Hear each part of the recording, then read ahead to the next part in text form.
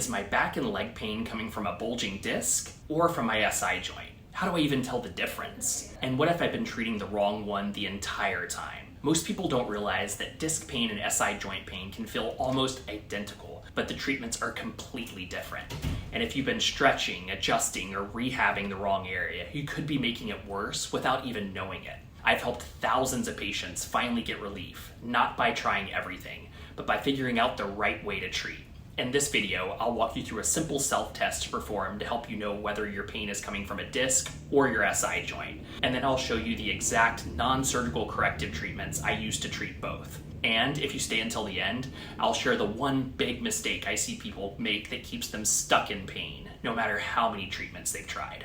Hi, I'm Dr. Kevin Wafer, a chiropractor in Houston, Texas. I help people overcome disc bulges, sciatica, and chronic spinal conditions without surgery or risky medications using specific chiropractic techniques. This channel is for busy people dealing with pain who want real, practical strategies to relieve pain, restore mobility, and prevent future flare-ups. Subscribe now if you want expert tips, simple exercises, and proven solutions that help you move better, feel stronger, and stay pain-free. What's the difference between a bulging disc in the lower back and SI joint dysfunction? It's a critical question because even though both conditions affect the same general area, they're two completely different sources of pain. If you don't know how to tell them apart, you may never get the right diagnosis, and that means your pain could linger or even get worse with the wrong treatment. The first thing you need to understand is the anatomy. Now, the L4 and L5 discs sit just above the sacrum, while the SI joints are positioned just to the left and right of the sacrum, joining the sacrum and ilium to form your pelvis. Even though they're close together, they behave very differently, and the symptoms they cause often overlap, especially in the lower back. For example, both a disc bulge and an SI joint pain can cause leg pain, but the nature of that leg pain is often different. A disc bulge that compresses a spinal nerve can lead to a radiating pain down the leg, commonly called radiculopathy or sciatica. This pain may travel past the knee and sometimes even all the way to the foot. On the other hand, SI joint pain is more of a referral pain. When the SI joint is misaligned, stressed, or inflamed, it can cause pain localized over the SI joint itself and may refer pain down the back of the thigh, but it will typically stop before the knee and doesn't follow a nerve path. Here's the key. Leg pain from a disc bulge is usually nerve related. Leg pain from SI joint dysfunction is usually joint and ligament related. Understanding this difference is crucial for proper treatment. The next thing I'll do is walk you through a simple self-test to help you figure out which one is the pain generator, the disc bulge or the SI joint. And then keep watching because I'll show you the exact non-surgical treatments I use to treat both. Each requires a distinctly different treatment approach. Always remember, this video and self-test is not meant to diagnose your condition. It's for educational purposes only. If you're experiencing pain, be sure to get evaluated by a qualified health professional to receive a proper diagnosis and the right treatment plan for your specific case. This is a hands-on test I use in practice that I refer to as the press test. This test might look simple, but don't let it fool you. I've used it hundreds of times in my clinic to help determine whether a patient's pain is coming from their SI joint or from a lumbar disc bulge. Okay, I have my assistant Jeanette here to help demonstrate the press test. So this is a simple test you can do at home. But what we're gonna do is, let's turn around. So the first thing you're gonna do is you're gonna put both hands on the top of your pelvis and reach your thumbs back until you feel kind of the dimple area to either side of your sacrum.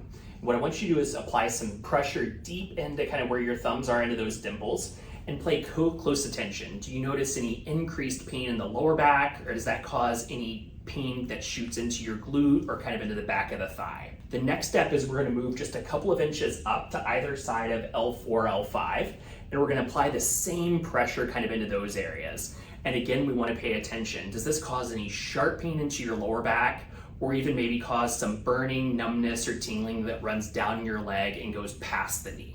If pressing over the SI joint recreates your pain, there's a good chance that your SI joint is the primary issue. But if the pressure over the lumbar spine causes localized back pain or pain that radiates down the leg, especially below the knee, it's more likely a disc issue involving a spinal nerve root. This isn't a diagnostic tool by itself, but it gives a valuable clue. In the next section, I'll show you the non-surgical corrective treatment methods I use for each condition and how targeting the right source makes all the difference. The primary treatment I use in my clinic is the chiropractic adjustment, which can be effective for both disc bulges and SI joint dysfunction. For SI joint problems, the chiropractic adjustment helps improve joint function and sacral alignment.